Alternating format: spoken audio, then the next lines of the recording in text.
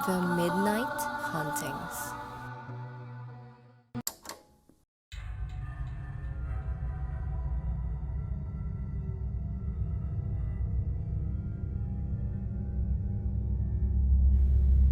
Magandang araw mga ka-midnight.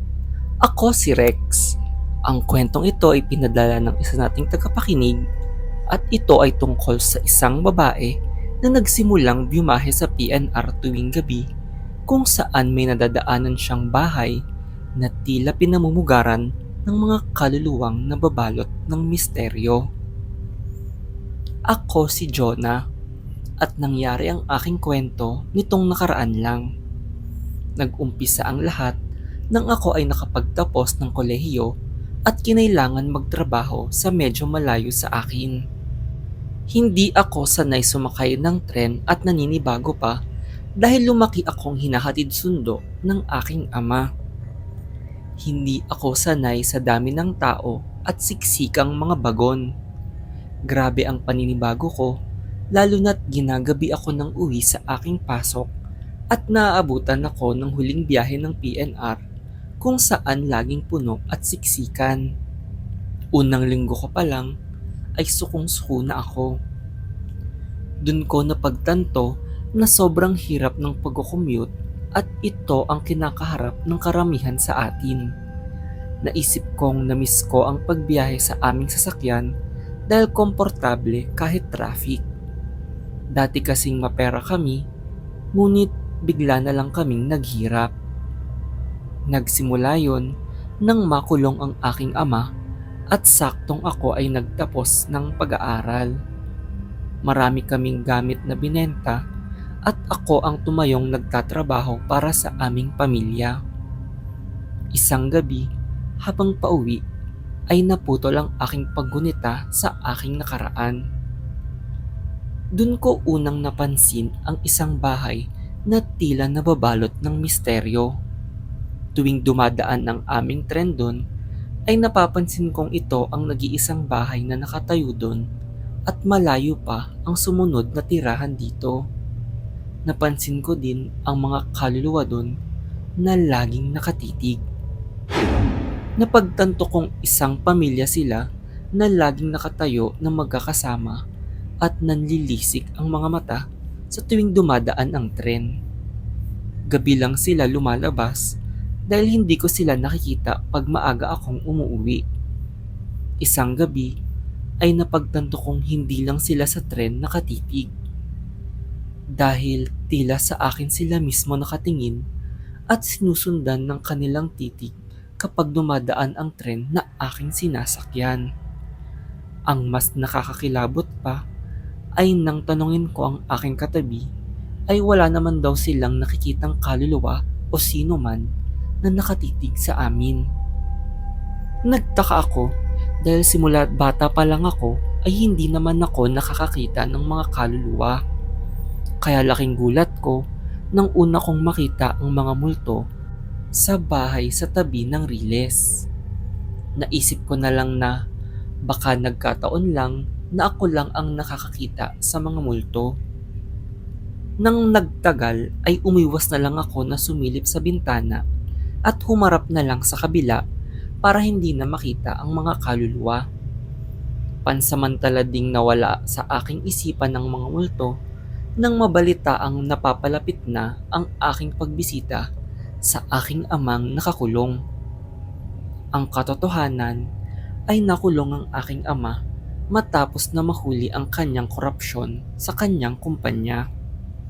Nang madiskubre ang kanyang lihim na pagkamkam ng mga pondo, ay agad siyang pinatalsik sa kanyang mataas na posisyon at nakulong. Doon nagsimula ang aming pagiging mahirap dahil nasanay ang aming pamilya sa mga luho at kayamanan. Kaya nang mawala ito ay nahirapan kami. Kinailangan kong sumakay sa tren ngayon kahit dati ay marangyang sasakyan ang aming ginagamit sa paghatid sundo sa akin. Isang gabi ay pauwi na ako nang aking mapansing na iwan ko ang susi sa aming bahay sa aking opisina. Kinailangan kong bumalik, ngunit dahil huling biyahe na ng tren ay bumaba na lang ako sa sumunod na istasyon.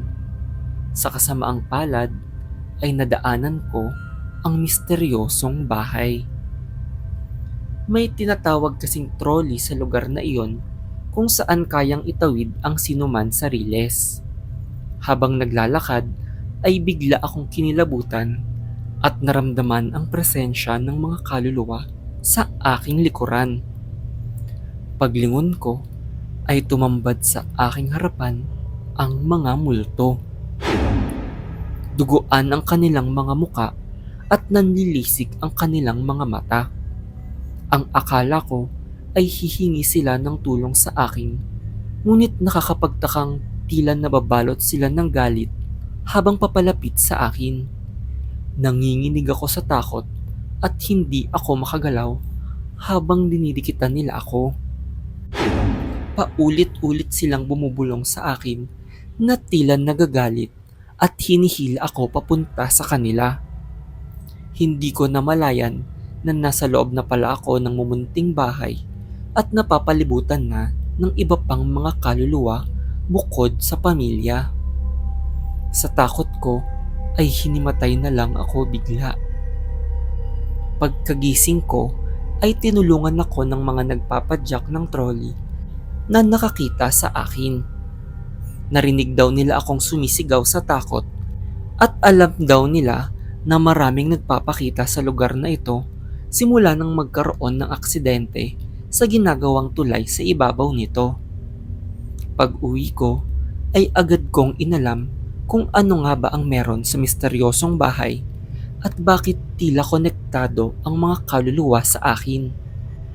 Laking gulat ko nang makita ang pangalan ng kumpanya ng aking ama sa balita tungkol sa may bahay sa tabi ng riles. Dahil ang kumpanyang gumawa ng tulay sa ibabaw ng mga bahay ay ang kumpanya ng aking ama. Konektado sa akin ang mga kaluluwa dahil sa ginawang korupsyon ng aking ama. Lingid sa aking kaalaman ay isa ako sa nakinabang sa perang iyon. At dahil sa kanyang pagkamkam ng mga pondo dito, ay may mga mumurahing gamit at di lisensyadong kontraktor ang mga nakuha na nagsanhi ng aksidenteng pagkaguho nito. At isa lang ang pamilyang aking nakikita sa maraming naging biktima ng aksidente. Ilang pamilya ang nabiktima dito at marami ang nasawi. Dahil konektado ang kumpanya sa isang politiko, ay hindi ito gaanong nabalita at walang nagbayad sa kanilang mga ginawa. Dun ko napagtanto na habang namumuhay ako ng marangya ay madami na pala ang naaapektuhan. Naging mulat na ako sa katotohanan at kinahihiya ko ang aking pinanggalingan. Karapat-dapat kong pagbayaran ang ginawa ng aking ama at dapat gumawa ng mabuti sa mundo para matahimik man lang ang kaluluwa ng pamilya na nakatira sa bahay sa riles.